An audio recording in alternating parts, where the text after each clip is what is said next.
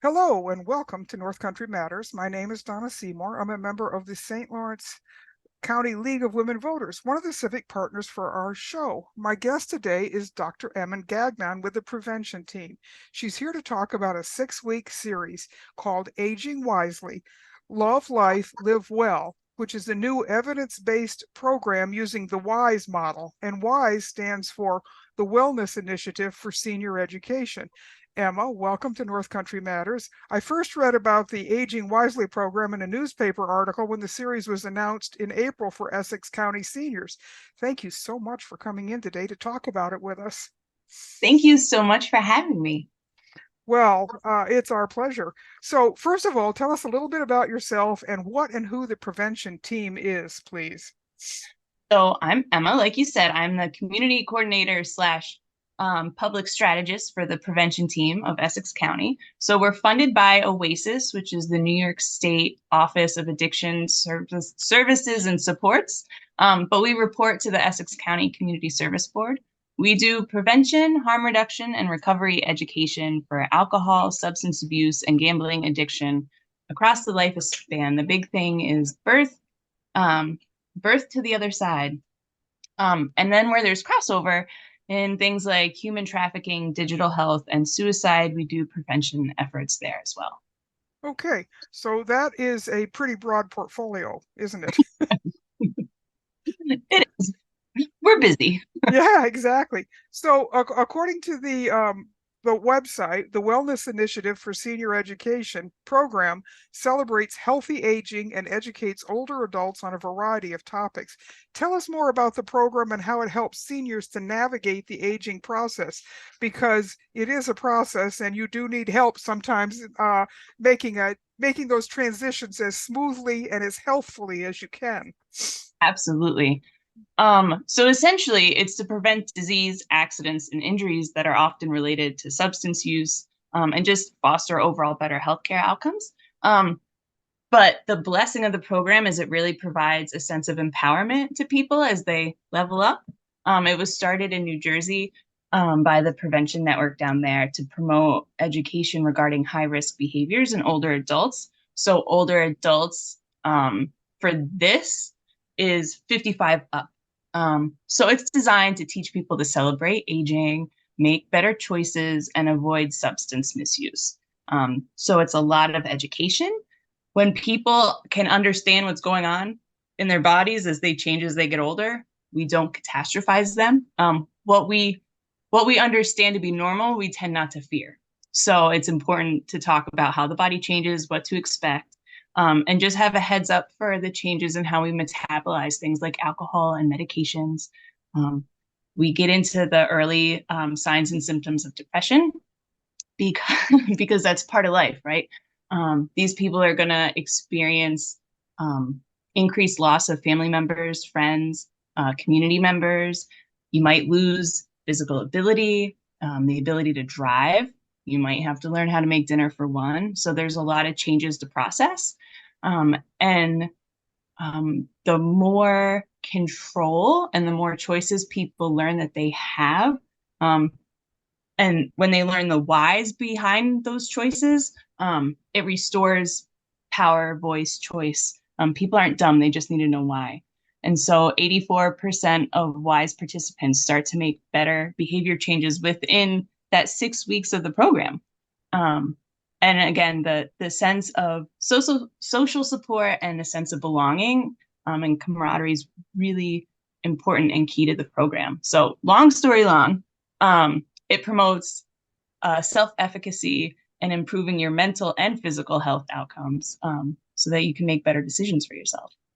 That is so important and one of the things we've learned in the during the COVID and the post-COVID period is how much our mental health impacts our physical health and well-being. So the fact that you folks are working on that is really important because so many people went through so much loss during COVID, whether it was loss of autonomy and being able to go out and interact with people or loss of touch with family, you name it. So these are really important concepts. And so I'm sure that the program that you're running is hugely impactful. Yeah. It's been really so I'm not a facilitator, but I'm the community person, right? So I get to hear all the ripples that it does throughout the community, and people really do appreciate the content. So WISE is a national program, as you mentioned, and it's been presented now in many states across the country since 1996 when it was founded. How was Essex County chosen as a site for this program? So unfortunately, or fortunately, Essex County had one of the highest rates of death due to liver cirrhosis in New York State. So OASES and the Office of the Aging met to figure out what they could do and if they could lift this program. Um, our Office of the Aging is incredible and does so much, but it was they're also very busy, and it was a natural lift for our agency. Um, and it was great for us because how do we reach older adults? They aren't typically people who want to enter treatment because of guilt, shame. They don't want to go to a group of kids.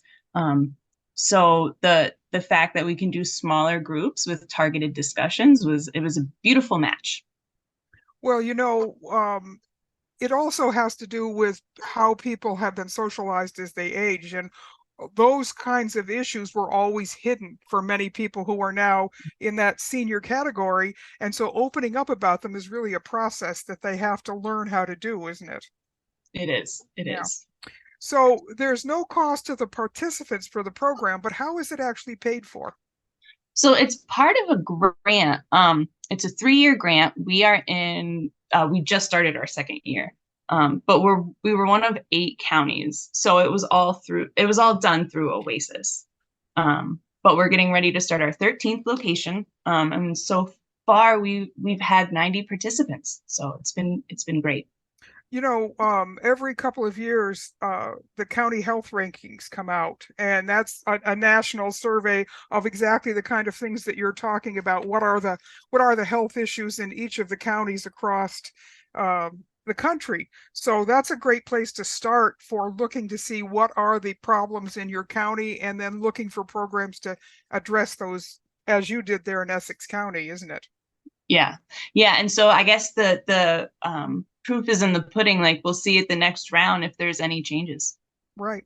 So what does the series of programs look like for participants? Can you just describe a typical session?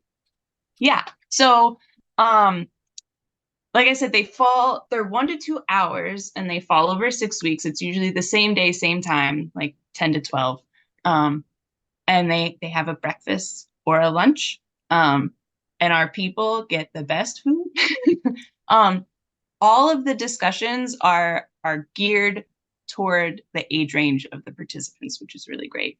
But so there's usually 2 to 3 topics, and the activities are really interactive and reflective. So there's always a really good discussion that they move through. But they'll cover a couple different things each time. And everyone gets a little token or like a little gifty for coming to the session. And then if they complete 4 out of the 6 sessions, they'll get a steward's gift card. Um, and as far as location goes, that's always a challenge in rural communities, but we've had some success at like senior housing complexes that have a community room, or town libraries have been really great. Um, Transportation's just a thing, so we try to get to the people so they don't have to get to us. And that really is a problem all across rural New York anyway, the whole transportation issue. So do uh, try to get the same people coming to each session for the 6 weeks so that they've built up a sense of trust and camaraderie and they feel like they can open up with these people because they know them? Well, yeah, and that's part of it, right? And the content changes from week to week. So there's different discussions each week. And so they kind of move you through the changes. Um, Being able to discuss and reflect on the topic gives you a different ownership of the material. So for somebody to stand there and do a lecture and say, oh, I'm going to tell you all about XYZ, and then you're going to know it and you're going to put all these things into practice, like that's not how anybody learns, right? But to be able to sit there and talk about it with somebody and have them repeat something else back, and you're like, oh wait, I had that too, and then put it into a practical use. Like, how do we take this nugget of information and put it into our life? And so that's the difference with some of these models I'll get into a little later, but there's a lot of empowerment that comes out of the programming. Purposeful is there on purpose, but it's not shoved down your throat. Well, the other thing too that I suspect that happens is that all of a sudden people realize I'm not alone in this process. Other people are going through the exact same thing. They're having the same questions. They're having the same anxieties about what's happening to them, and so it's got to make them feel better to find out they're not alone. Exactly. And if we could get everybody to realize that, I think we'd have a much safer community to begin with. We're all dealing with the same challenges. Sure. So one of the main goals of the program is to improve the health outcomes for seniors. So let's take a little bit more in-depth look at that. What will participants gain from taking your program? Right. So lifestyle choices really impact your health outcomes, and people don't know what that means. But this gets back to the whole why. If you know why something's important, you're more likely to do it than if somebody just tells you you have to drink more water. So if we're teaching people to relate their choices and behaviors to their health, overall they're going to make better choices. And it could be simple things like people forget that alcohol is a depressant. So if you're depressed and take a depressant, especially over a lot of years, you're going to have a compounding effect. Outlook on life and being happy is really correlated to prognosis and development of chronic illnesses and longevity. But we can introduce ways to be more optimistic and at peace. And some adults are just stressed and depressed about aging. It's overwhelming. And so it can be a risk factor for more substance use or alcohol use. So discussing and owning the value of generational diversity and celebrate that transition as you level up, and creating those strong social connections really helps just give a new component to life that's not lonely. And being able to recognize the early signs of depression for yourself, that'll also help cut down on substance misuse and overall health and well-being. We do this thing as we get older where we start to rack up medications. um, and it can start in your 20s and 30s, right? But as we get older, there's just more medication. So with that comes more potential side effects and interactions. So we want people to have the tools and confidence to go to their doctors and go to their pharmacists and ask questions. And that's one of the really nice things about the program is one of our facilitators is a nurse. And so she gets feedback all the time. Well, I went back to my doctor with a question about this. So giving people, a lot of people think, well, if the doctor says it, the doctor says it. I can't go against that. They're the doctor. They're telling me what to do. But when you go back to them with a question or concern, it might change the whole dynamic. Maybe they miss something in your intake that does change the story. So giving people that confidence is really important. Teaching them, have your primary care doctors look at your prescriptions from all your doctors, not just them, but like your specialists. Are you getting a duplicate prescription? And as we get older, our bodies just process drugs differently. So learning how our bodies change and are affected by these pharmaceuticals, affected by alcohol, over-the-counter medications, supplements. Every Dr. Oz has a cupboard full of supplements. We want people to know what responsible use is and be safe with what's in their cabinet. The worst is, getting a new medication and a lady having her normal glass of wine and then getting a DWI because it hit her totally different, right? I mean, that happens. There's a Beers criteria list, which lists all prescription medications and over-the-counter medications, and the risks of their interaction. And it's right online, but we become more and less sensitive to certain medications. So it's important to see as your medications change, like, are you allowed to take this with this? And your doctor might not know, your pharmacist might, but not all doctors know. Are you getting more sensitive to one? Is that why you're having complications? And then there's things like problems with sleeping, right? As we get older, we have a hard time either falling asleep or staying asleep. Are you on a drug for that? Did you get prescribed something? Those drugs are often touchy at best when we're in our 30s. So when you're taking that in your 70s, it can kind of change the tone.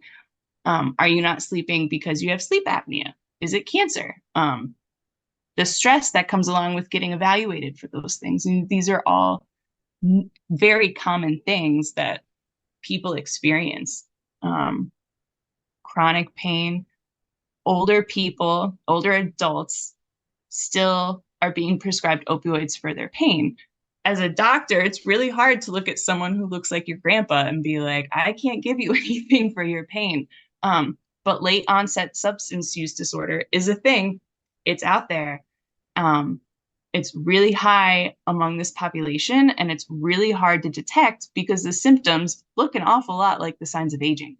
You have memory loss, confusion, balance issues, increased fall risk, right? So it's a lot of pragmatic wellness in the program. And there's a population in our county, especially, and I'm not going to say with COVID. I think a lot of people blame it on COVID, but it definitely is noticeable. There's a population in our county that has unlimited funds and access to all sorts of healthcare. And they can go to the city, they can go to Vermont, they can go to wellness clinics. And then there's a population that has every limit on their funds. So how do we get those people the information that they need to have their own wellness and have it count? And that's really what we're trying to accomplish. You make some really good points in there. I was reading not long ago an article that said that there are very few doctors who are actually specialists in geriatric health problems. And so you might go to your GP, but that GP really has had no training in geriatric issues. And certainly the issue of competing medications is a huge one. And so, I'm glad to have you speak about that, because that is something that a lot of people struggle with, and they don't know how to start even asking the questions of their own doctor about, should I be taking these two together? So I think that's a great introduction for people to be thinking about. So speaking of that, Emma, and you're using the older adults in Essex County as your model, what trends have emerged from your work that can help people to better understand what they need to be thinking about in their own lives? Not everybody lives in Essex County, but your folks can teach the rest of us some important lessons, can't they? Yeah, well, and I think the trends we're seeing here are regional, honestly. I think we're in this beautifully unique rural pocket of New York State, right? But we have a lot of kinship guardians. So there's a lot of grandparents raising their grandkids right now, which comes with a whole different set of dynamics. And so how do we as a county help support those families? We also have increased cannabis use. Things are illegal now. And the highest rates are in people in their 70s, trying cannabis and all, smoking and vaping, just terrible, and edibles, mostly for pain and sleeping, which is fine, right? Like if it works, it works. But what we need people to remember is that the THC levels are a bit different than they were 50 years ago. And so the highest rates of use are within people who have previously used and who have never used. But the THC is just so much higher than it was before. And the side effects are sleepiness, confusion, worsening of memory, anxiety, panic attacks, dizziness. So there goes your increased fall risk, paranoia, and psychosis, which are all things that can also look like signs of aging.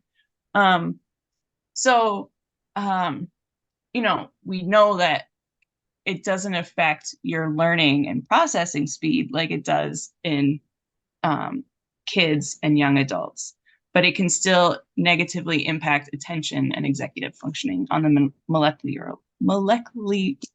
you know what I'm trying to say, yes. Molecular level. Molecular level, yes, exactly. And so really what you're talking about there is these are self-medications. And without your primary care, knowing that you're taking them, it's another set of interactions that could be happening completely under the radar screen. Right. And so the CBD creams, right? They're topical. They did a big study where they bought all sorts of them off from the local pharmacy and Amazon, and they tested them. And you would be amazed at the number that said there was no THC, but had THC, or had this amount of CBD, but it had way more or way less. And CBD affects how your liver enzymes are breaking down other medications. So it can make them stronger or weaker. So it's not that people are trying, everybody has the right to feel better, but we want people to be having these open conversations and just be aware that if you're buying it over the counter, we can't guarantee what's in it. But we also need to be cognizant of how it might affect other things that you're taking. And of course, for the population that we're talking about, which is the over 55, they have if they ever had any impact or connection to these products when they were young and they were illegal, they don't have the same attitude towards them that someone who's grown up when they're legal. So again, I have to hide what I'm doing because you still feel like it's illegal. So boy, there's a lot to think about in all of this, that's for sure. So from the perspective of the prevention team, Emma, what are your goals for the program and how will you be able to measure them? Right. So I think the easy throwaway answer is just to draw in everybody. If we could get everybody in and give everybody the information, it would be great, right? But the real answer has two components to it. So WISE is based off SBIRT, which stands for screening, brief intervention, and referral to treatment. So this is a really well studied, it's basically, this is the paperwork part, right? So WISE is it's not a covert operation, but it does collect comprehensive data on where participants are at in stages of change if they have substance use disorders. But it's still very casual, very personal, and very effective. OASES has a really heavy focus on evidence-based programming, and we like to make sure that we're operating in a high ethical and informational standard. So we are collecting numbers from the programming, and it's really great to look back at a program and see that, what it looks like on paper, but you can't do that until the end of a program, right? So really the beauty and our real goal and how we really measure things is the day-to-day building relationships through the community and empowering people to make brave choices for themselves. I heard the phrase last week, it was meet people where they're at, but don't leave them there. And I was like, that's us. That's what we do. So Joy and Ronwin, who run our program, are super smart and personal. And I think between them, they don't have half a judgmental bone in their body. And they're not afraid to make phone calls, emails, stop in, find somebody a reference or a resource that they need. So that's really our goal with the program, is just to embody and just create that sense of community. We have generational challenges, transportation, housing, security. Like the North Country is not immune to anything. It's a desert in a lot of ways. But this program gives us the ability to sit down and look at somebody and reach them with curiosity and not criticism. Because when you do that, you can really suss out how to help them a lot faster. Because what you might think is them being stubborn and not wanting to change is them just trying to survive. And so that's really, like, to be humble about it is it's just a fantastic and rewarding way to help people.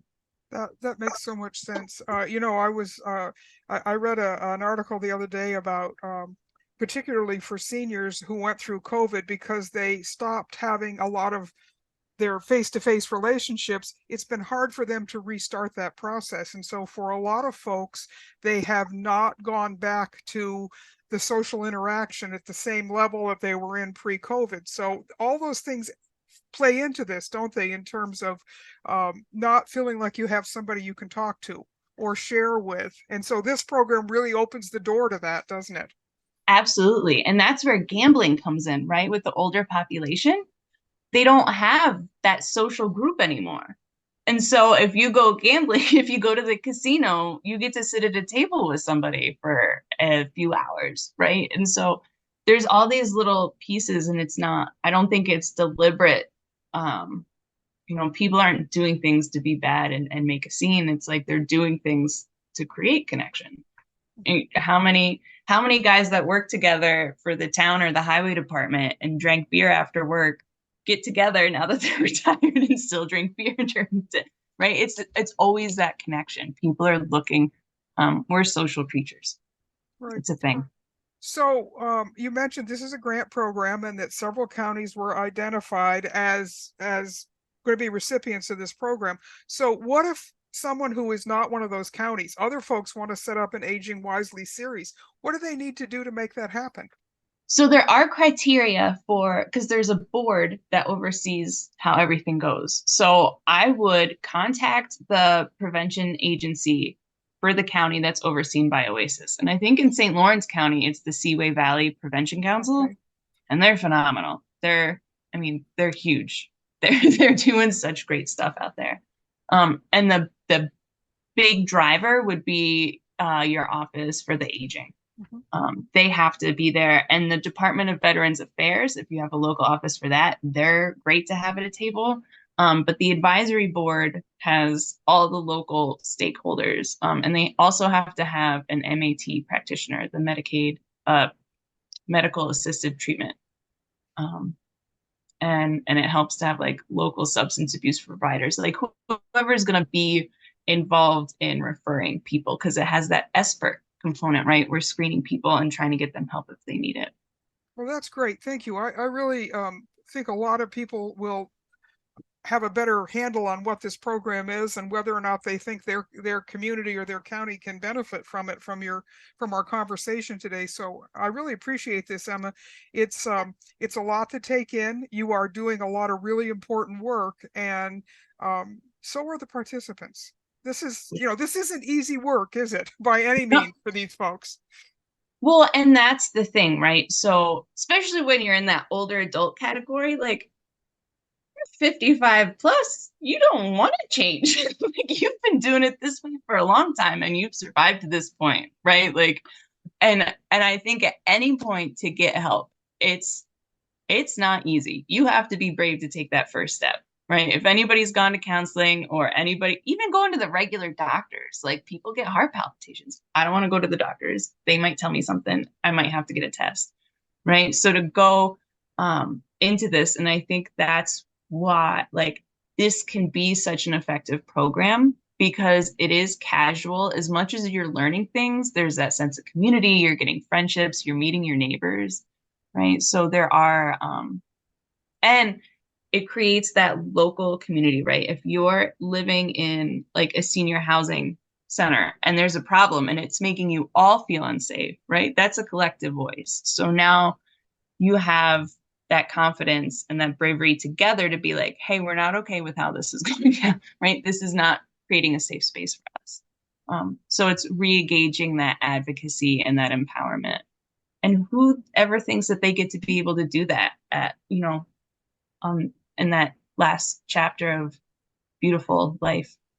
Yeah, and so you're really learning to be proactive, and that is it's a skill set that doesn't come naturally to a lot of people. So the fact that you're teaching that is going to improve quality of life for all the people who take this program, and that's really the key, isn't it? It's improving quality of life. So Absolutely. Emma, thank you so much for coming in today. This has been a great conversation, and I hope we can have you back another time, maybe to talk about what the results were. So that, yeah, we can see that this has really made a huge difference in the Essex community, and that other counties can do the same important work. So thanks again. Thank you, Donna. This is great. Yeah, thank you. So these conversations are a production of North Country Matters. This show is a civic collaboration between the League of Women Voters of St. Lawrence County and the Pottstown Public Library.